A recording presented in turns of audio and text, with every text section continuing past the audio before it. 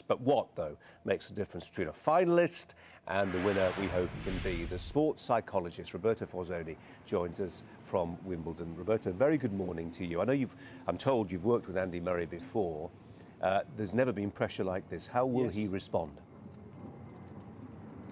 I think he's going to respond really well. We're seeing a new, mature Andy Murray this season, being able to cope with the psychological aspects of the game as much as before he coped with the physical aspects. So I think he's going to cope really well this time round. People talk a lot in professional sport, don't they, about the importance of mental toughness. And, you know, you think of cricket, batsmen, you know, people talk about it being 95% in the mind. What's the split in tennis? I mean, clearly physicality plays its part, and he has got stronger.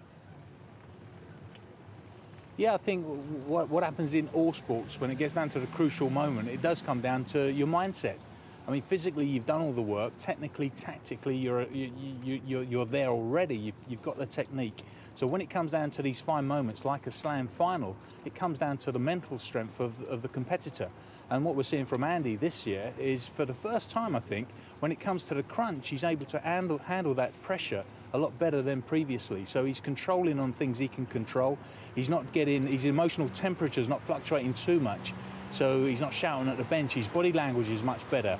So all round, his psychological state is the strongest I've ever seen it. Yeah, I wonder to what extent he's taking a lead from Ivan Lendl, you know, this dispassionate figure. I mean, Murray's got this sort of Team Murray sitting there, and you wonder sometimes when his partner and family members are looking, and they're every bit as emotionally involved as he is, if not more so, looking terribly animated. And there's Lendl, the Iceman, giving nothing away. Is that helpful?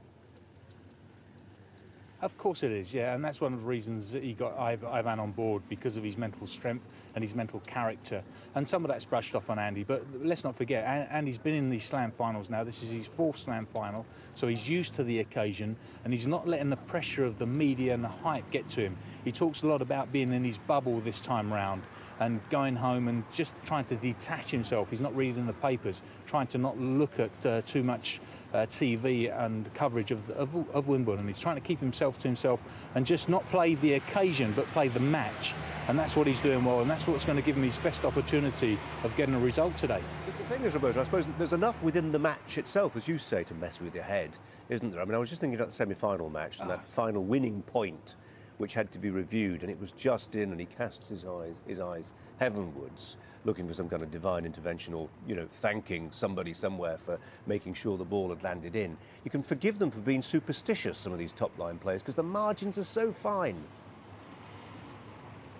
The margins are really fine, and it comes down to just that focus, that intense focus. And what we saw with Andy in the semi, his focus had been so strong throughout the match that as soon as he got that last point, it was just released. And that's why you see some of these competitors break down in tears and cry, because they can just let that emotion go after the match and after they finish that last point. And the last thing he wants to do is come away and say, if only, you know, if only I kept control at that crucial point. So there's going to be lots of fluctuations in this game, lots of momentum changes, lots of swings. If he can handle the good and the bad swings in the same way as Federer would do normally, he's going to give himself a great chance today. Yeah, as you say, there could be some tears today, that's for sure. Roberto Forzoni, thanks very much indeed. One man who is not afraid